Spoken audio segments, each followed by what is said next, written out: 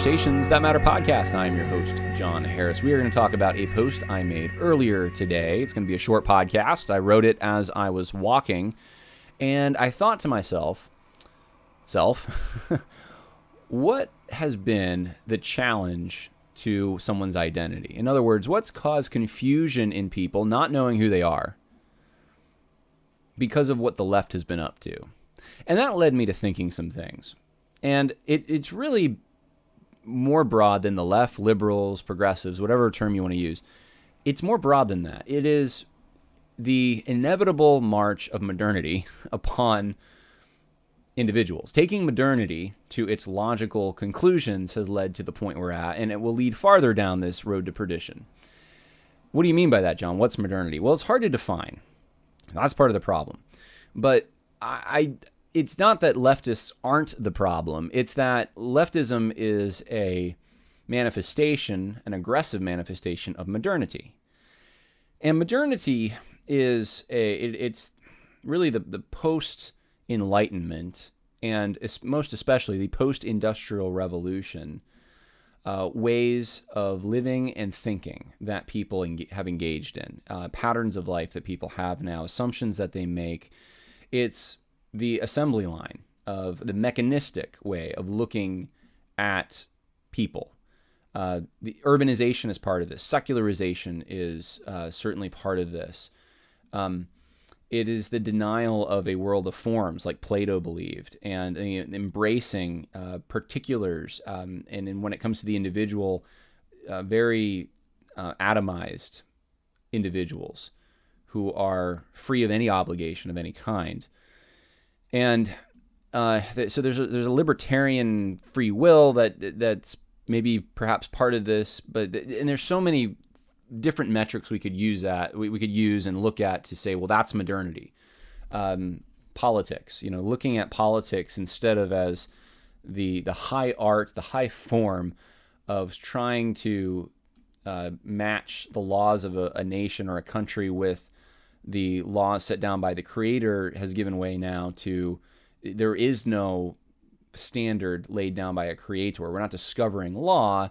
Politics is the practice of attempting to manipulate people to get your agenda or whatever benefits you or your constituency approved. It's even things like stealing and lying are acceptable in some ways, and it's just about using power without the recognition that actually we're stewards of delegated power. And so it sees man as the measure of all things. It's very humanistic. So I'm hoping that I'm putting some meat on the bone so you understand a little bit more what modernity is. Some books that might help you. David Wells, No Place for Truth is a good book that I think would help you understand what modernity is. Richard Weaver's stuff, Ideas of Consequences, would certainly help you understand that. And he really looks at one particular strain of thinking and shows how nominalism has led to what we're experiencing today. I think these are actually must-read books, to be honest with you. But as I was thinking through this, and my post will make more sense of it, even if you don't understand modernity, the post will help give some definition to it.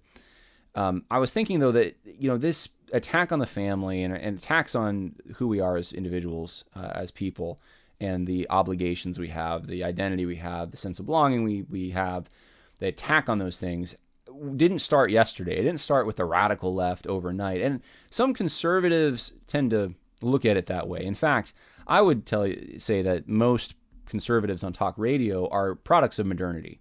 They're just conserving a previous version of it. They don't want to go down the road as far as the progressive left has. The progressive left embraces modernity more so. And so anyway, I see this as bigger than just, it's not just the Democrats or something. Like there's sort of an inevitable, if we're going to accept some of the assumptions of modernity, then we're going to get to this point. And so that's what I wanted to talk about. What are some of those assumptions? And so let me just read for you this post. It says, pre-modern man could look up, see the heavens, and know that he was part of an order with obligations to a creator. He could look into a reflection, see his ancestors staring back at him, and know he had an obligation to his family. He could look out across the land and see the places and things that he relied on for sustenance and know he had an obligation to his community. He could look between his legs and know he had an obligation to his wife and children. And modernity has undermined every single significant identity-conferring mechanism to the point modern man doesn't know if he's created, what a family is, who or what makes survival possible, and if he's even a he.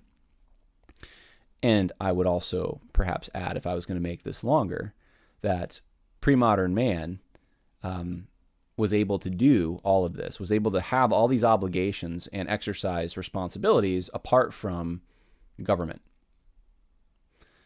Government was not necessary, by and large, for these. Now, I'm not saying that government didn't come in and enforce, hey, you're not taking care of your kids, go take care of them.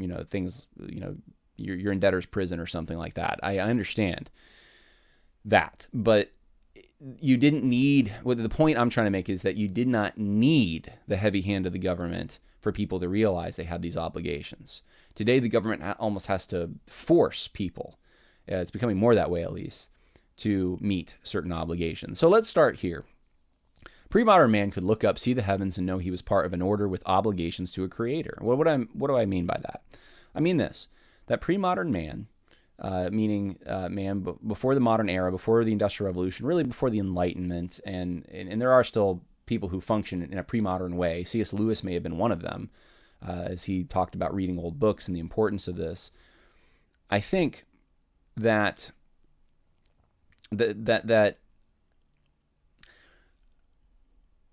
everyone starts out as a knower. Romans 1 teaches this. We look at creation, we know there's a creator because you can also look at anything else and see if there's design, if there's beauty, that something created that. Someone created that. There's purpose, there's personality even behind it. Pre-modern man would have just thought, yeah, duh. Don't have to prove this to you, obviously. We all know this. Today, though, there are great lengths made to suppress this. So, if you look at the heavens and you see, wow, the heavens display the glory of God. Firmament shows his handiwork. I am fearfully and wonderfully made.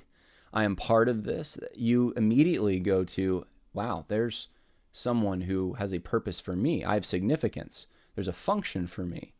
I mean something in the grand scheme. And I better meet those obligations. So there's a right and there's a wrong, and I better do the right thing. And if I do the wrong thing, at least I know that I'm doing the wrong thing because I know there's a standard.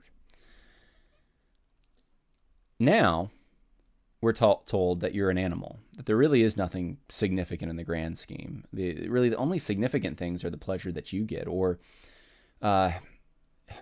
this Tower of Babel ethos that we're building something together. We're in this together. We're going to overcome something and then come out the other side, and we are going to give ourselves significance. I remember people made fun of Obama when he said, "We are the ones we've been waiting for." I didn't, because I think I knew what he was saying when he said that. He's saying we're God. We are our own saviors. We are going to manufacture meaning. So meaning isn't something discovered. It's not something that is programmed into you. It's something that you have to struggle in order to create. And so it's generated by man. Man becomes the measure of all things. And of course, this goes contrary to human nature. We know this isn't true. People know that there's a creator. We know there's right and wrong. But yet we suppress that truth and unrighteousness. Because why? We want our sin. And if we can replace the Creator's intentions with our own that allows for sin, then, well, we believe a lie that we might be able to soothe our consciences, which we can't. And it might lead to good things. It won't. But we have suppressed this information that we can see with our own two eyes. And so what's the result? We don't really have obligations to a Creator. There's no system of rewards and punishments after we die. In fact, we have to have judgment here. That's why we have to cancel people here and now. This is modern man's way of looking at religion as a whole. That it just doesn't even, as long as it gives you significance, because the meaning's coming from you, it's not coming from religion. So that wipes out obligation. You really don't have an obligation except the one that you've set for yourself, or the one the government forces you into because now government's God. But there's no God who's designed the place. Number two, pre-modern man could look into a reflection, see his ancestors staring back at him, and know he had obligations to his family. What do I mean? Well, I mean, when you look in the mirror, you can see, man, I look like my dad more. I got my uncle's smile. I behave in certain ways that are just like my grandfather. I got my mom's ability to play music. I got whatever those things are, and you know what those things are. There's certain things that are passed down through habits, through traditions, but also through genetics, and through mimicking, through growing up in a certain environment. And you are known by, in this, we've recognized this in our civilization by putting last names. I'm of the House of Harris. So we're recognizing a reality that exists out there in the wild, that, I am part of an order, of a set. There's two people, my parents, who loved each other, came together and had me, and they imparted to me their genetics. And then I carry those around as a symbol of the love that they have. And I, in turn, do that with my wife. And this, of course, goes on for generations. And you can even tell sometimes, who a family is by just looking at the behavior of children or looking at the way they look. These are things that it used to be thought that this was important for your standing in a community. It was, your decisions affected more than you. You wanted to preserve the good name of your family. And I think in the modern world, this is viewed as negative. These are the kinds of things that would cause wars. Just like in the first one, I could say, well, believing in your creator causes wars because someone else thinks it's a different creator, and then you have religious wars. Well, you could say that dueling or family feuds, like the Hatfields and McCoys, or even broader than that, tribal warfare, in other places in the world, and even on this continent to some extent. This is all caused by having too much of an identity and allegiance to one's family. So that's a bad thing. So you need to get rid of anything that would cause you to have an allegiance to your family or something. Well, of course, that's not true. It's not the allegiance that caused the evil, perhaps. The evil can be caused by just the fact that we have sin in our hearts, and we'll use anything. There's any kind of thing that we now it's not even about family identity, perhaps, as much as it's about political ideology now. So should we just get rid of all political ideology now because, well, that causes people to have conflict with one another? That's ridiculous. We should be about recognizing the actual distinctions that the Creator has made. And one of those is that he has, you see all the genealogies in the Bible.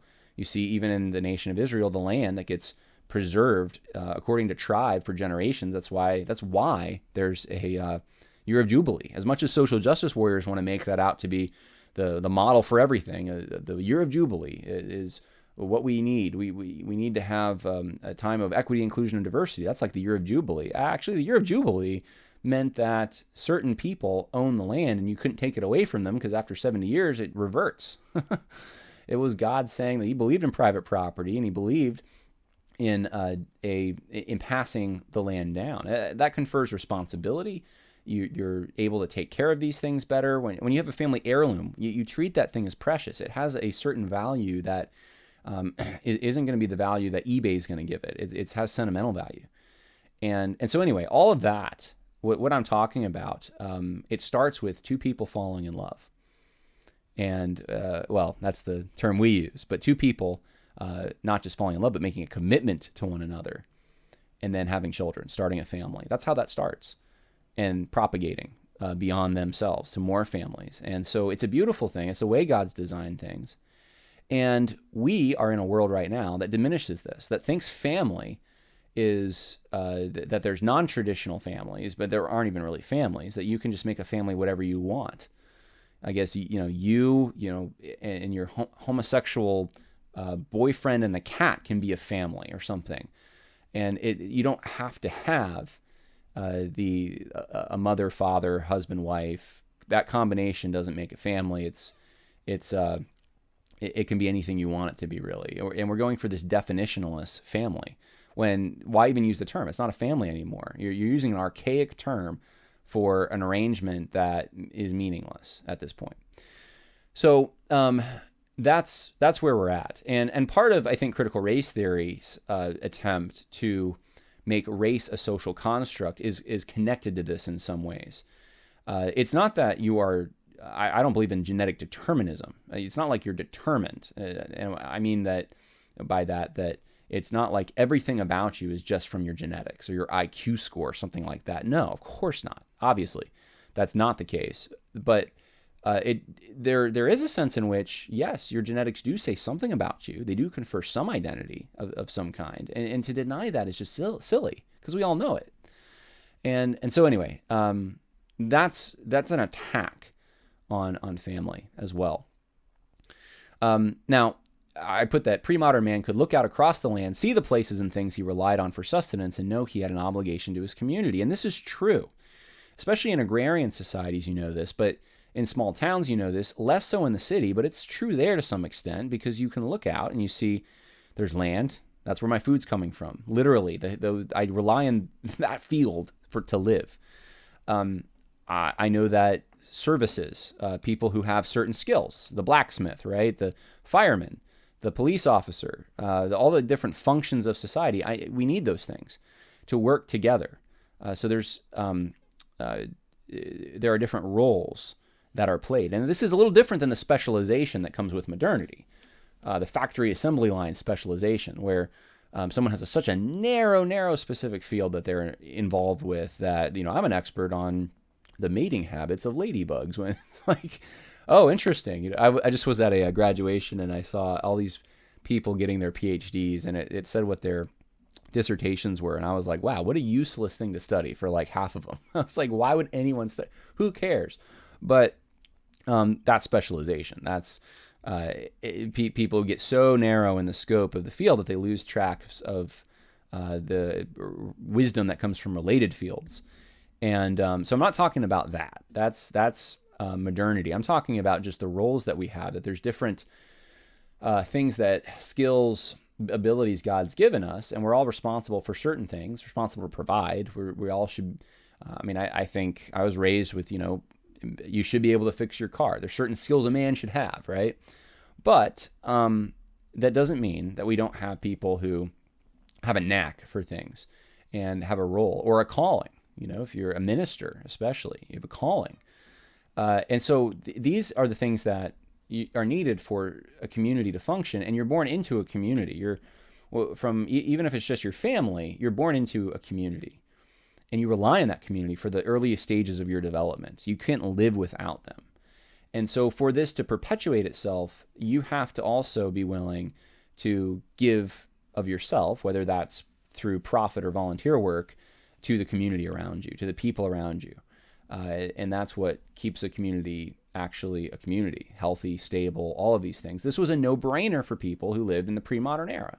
We all play our part. We have different parts, and my sons, for them, their children will probably grow up doing most likely what they did, and because that's what they would have learned, or if they could, they might have gotten I want to say internship, but that's not the word I'm looking for. They might have worked with an apothecary or a blacksmith or something to gain a skill, and then that would have become their skill. But whatever the case, they would have seen themselves as part of something bigger. And today we don't have that as much. Even cities that have keep Dallas weird and little taglines, proud New Yorker. The thing is, the people who live in these places generally, now there's exceptions, but generally, and more so as the years progress, I think, have less of an identity based on the place they live, and more of an identity based on the habits, the superficial interests, the hobbies that they enjoy. That's more so the case. I think you tend to define yourself more on the pleasure you have, or even the job that you have, more so than the place in which you live. And within a transitive world like we live in, that's going to be more so the case, because you don't actually get to put down roots because you don't have time to do it. Also, living in urban areas, And having the access to technology puts a separation there between you and the land, you and directly the people that are actually supplying the needs. So you're not seeing the truckers who are bringing the food that the farmer grew. You're just walking into the grocery store and you see milk, is $4 or whatever, and you pay it. You don't see all that stuff. So there's not as big of a connection. There's not as big of a community solidarity and a gratitude that comes with that. And so urbanization leads to this kind of alienation to an extent. This is one of the things Marxists actually were trying to critique about capitalism was, there's an alienation involved. And some of the things that I think some Marxists have said, they were looking at something, sometimes even skirting along the edges of what the problem might have been, and then coming up with horrible solutions for how to rectify it. There is, though, an issue of you have to be intentional. You really do, to really get involved, because you could completely kind of disassociate from the rest of your community, and no one's going to be knocking on your door wondering why you weren't at church on Sunday, or why you're not giving to the charitable donations for the firemen, or why you didn't show up for the town hall meeting, or why the town day and the barbecue happened and you weren't there. You can just hide when you're in an urban area, and you don't have to know the people that actually supply the things you need for sustenance. And so that's one of the things that has led to, I think, this seeing oneself as detached from community. It's one of the things that I think children, even growing up, can detach themselves from their parents, from their community. They want to emancipate themselves from all those things as if that's freedom. That's real freedom, and they're just going to do their own thing.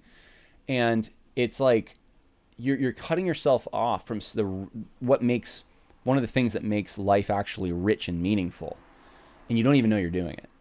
And no wonder some of these people are the most bitter people once they do those kinds of things. All right, so that's what I mean by obligation to a community. I will say, I guess, in closing too, I think some of the attacks on historical artifacts, including monuments, that have been so significant for regional identities is part of this as well. All right, so the whole world is just going to be this globalist, sameness, where all go to the same gyms and to the same grocery stores and the same everything and eat the same food, and that's kind of what we're going to. There's no uniqueness in community either. It's hard sometimes to find that, harder. All right, he could look between his legs and know he had an obligation to his wife and children. That's the last thing I wrote. And some people on Facebook were saying, what do you mean by that? And I'm like thinking, I don't want to paint a picture here, but what I mean is, physiologically, it was obvious to a man that he was a man by the fact that he had certain features, and those features one of them in particular was capable of giving joy to a wife and siring children. And you cannot have children without this particular physiological feature that a man has, and only a man. And likewise, a woman also has her physiological features, and so they come together, they create children. And so there's an obligation there, though, and you don't have to ask anyone, what's my obligation? Because, well, I know I'm a man. So this is what men have, this is what their hardware is, and this is what they do, and this is the product of what they do. And now that we have a product of what they do, and that product, that little baby, is not able to survive apart from them and their provision, then you have an obligation to that baby. And so it doesn't take a rocket scientist to tell you that you're a man. But modernity has now has undermined every single significant identity conferring mechanism, because man doesn't know if he's created, doesn't know what a family is, who or what makes survival possible. I mean, there's people from the city that sometimes it gets so bad, like they think milk comes from the store. Like, no, it doesn't.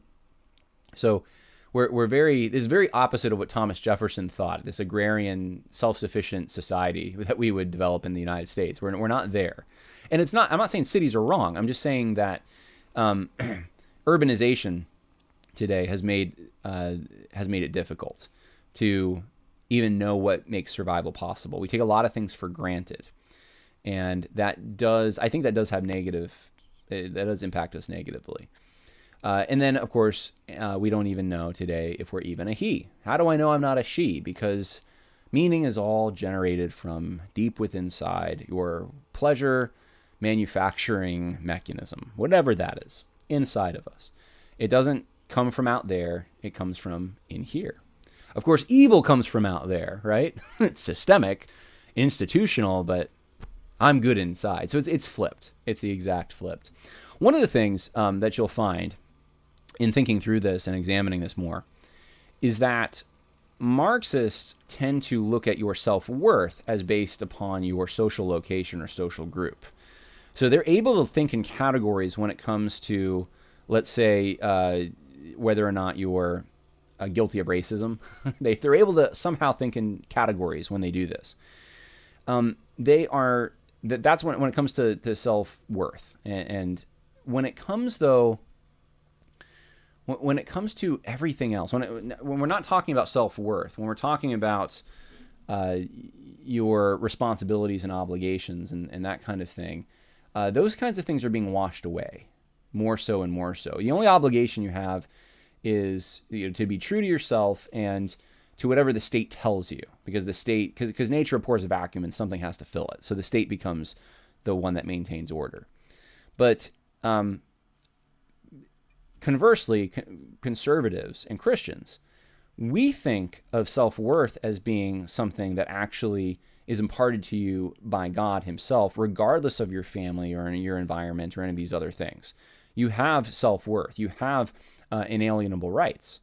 You have the imago Dei, the image of God upon you, because God created you. And so by nature of being a created being in God's image, you have worth. You have self-worth.